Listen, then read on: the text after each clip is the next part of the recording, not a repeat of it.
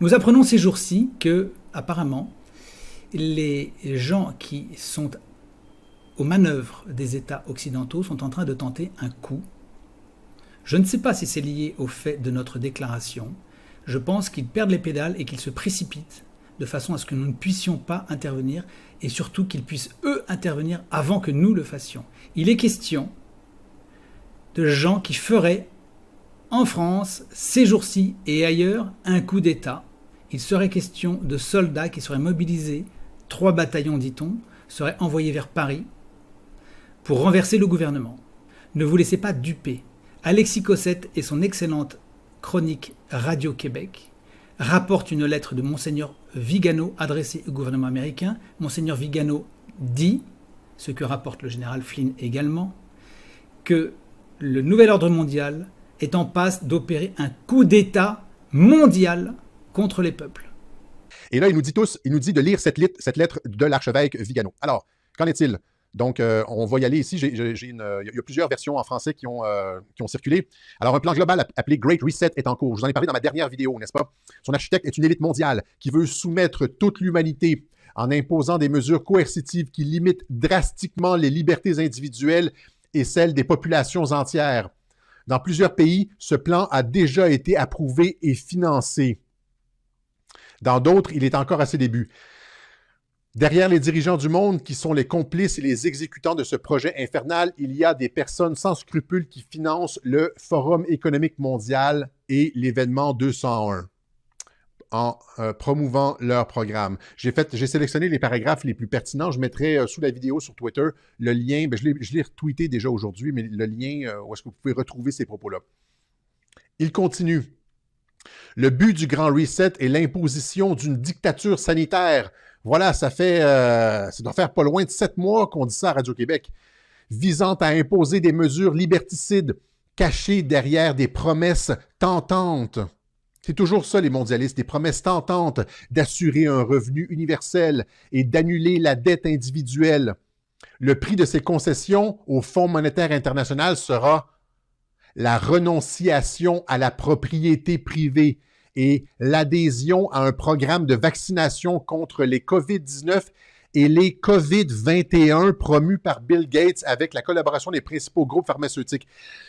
COVID-21, juste une parenthèse, COVID-21, vous êtes plusieurs à m'avoir envoyé la vidéo de 2-3 personnes à l'Assemblée nationale qui avaient fait le lapsus de dire COVID-21, COVID-21, COVID-21.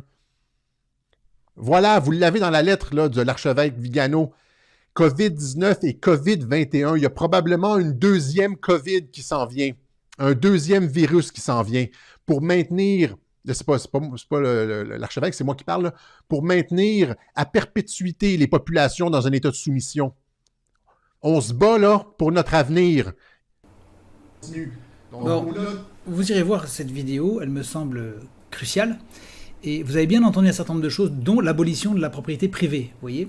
Donc on vous fait miroiter des choses, notamment des choses que nous avons proposées, et par exemple la suppression des dettes personnelles. Donc vous voyez, ces choses-là, eh bien, on va vous les proposer aussi de ce côté-là, de façon à vous appâter et, dans la foulée, abolir un certain nombre de choses, de dispositions, de droits, et notamment la fin de la propriété privée. Bon, je crois que cette interview, il faut l'écouter attentivement, mais là, vous voyez, ce plan ne s'improvise pas, il est de longue date. Apparemment, nous sommes face à une précipitation des événements, comme je vous l'ai dit. Donc vous voyez la conjonction des événements, c'est quand même assez intéressant. J'ai l'impression qu'on a remué beaucoup de choses. Ils sont en train d'essayer de vous doubler. Ils vont essayer de faire croire que les peuples renversent les mauvais gouvernements, qui étaient des mauvais gouvernements à dessein. Ils ont fait exprès d'avoir ces gouvernements qui vous ont confinés et qui vous ont maintenu sous la coupe de cette espèce de dictature sanitaire, de façon à ce que vous en ayez marre de votre gouvernement, de façon à ce qu'ils justifient, eux, leur propre renversement. Donc, ne vous laissez pas duper, il y a là une opération, une manœuvre. Nous souhaitons renverser ce système-là, et eux pensent pouvoir nous devancer. Le général Flynn aux États-Unis met en alerte sur cette tentative du mondialisme d'opérer un coup d'État mondial. Ne vous laissez pas embringuer là-dedans. Soldats français, ne vous laissez pas embringuer dans cette opération quel que soit celui qui vous emmène à cela, s'il ne s'agit pas de nous, représentant le peuple avec la volonté populaire indépendante de toute organisation supranationale, alors vous avez affaire à des gens qui vous manipulent et qui comptent instaurer un ordre de choses qui sera pire que celui que vous connaissez. C'est-à-dire que vos droits, tout ce que vous aurez reçu des siècles passés, sera mis par terre. Pire encore que ce que vous avez eu. Ce que vous allez avoir sera l'achèvement de tout ce que vous avez eu ces dernières années. Ce sera une destruction complète avec l'instauration d'une loi martiale qui sera au-delà encore de la sévérité du couvre-feu. Ne vous laissez pas faire. J'espère que cette nouvelle n'est qu'une mauvaise nouvelle, une fausse nouvelle, je l'espère. Mais je pense que si ces personnes en parlent, il y a quelque chose à considérer de manière sérieuse. De toute façon, notre devoir, c'est de parer à toute éventualité. S'il ne se passe rien, tant mieux. Nous continuerons notre chemin et nous irons vers la reprise de ce pouvoir en France, qui est indispensable et inéluctable. Mais en attendant, si des gens essaient d'opérer un putsch dans votre dos pour instaurer une loi martiale ou pour détruire le pays, vos instances, vos institutions et ce qui reste encore un ensemble de lois utiles et nécessaires, autrement dit, s'ils veulent détruire les derniers avantages de votre pays, nous ne les laisserons pas faire et vous non plus. Donc soyons solidaires de cette lutte et soyons extrêmement vigilants. J'invite les généraux et les officiers supérieurs qui seraient embarqués là-dedans à se défaire de cela, à ne surtout pas marcher dans cette opération qui est une opération apparemment précipitée, visiblement parce que le nouvel ordre mondial sent que nous allons arriver et faire les choses. Voilà.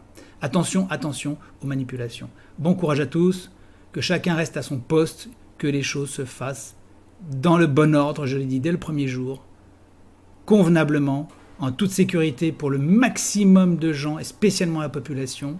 Épargnons la population au maximum et évitons-nous de faire des opérations qui ne marchent pas, qui sont vouées à l'échec et qui amèneraient encore plus de rétorsion de la part de ces pouvoirs. N'oubliez pas qu'ils sont redoutables. On vient au moment où sort en France un livre qui met en cause la nature des liens entre les deux pays.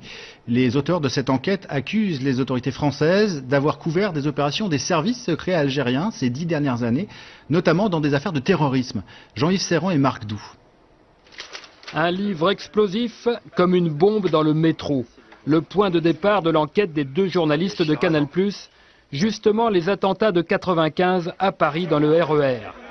N'oubliez pas qu'ils sont à l'origine de beaucoup d'opérations. N'oubliez pas qu'ils ne reculent devant rien. Le jour n'est pas venu. Les sanglots longs des violons de l'automne ne blessent pas mon cœur d'une langueur monotone. Monique ne va pas à l'agence. Restez l'arme au pied, ne bougez pas. Je répète, le jour n'est pas venu.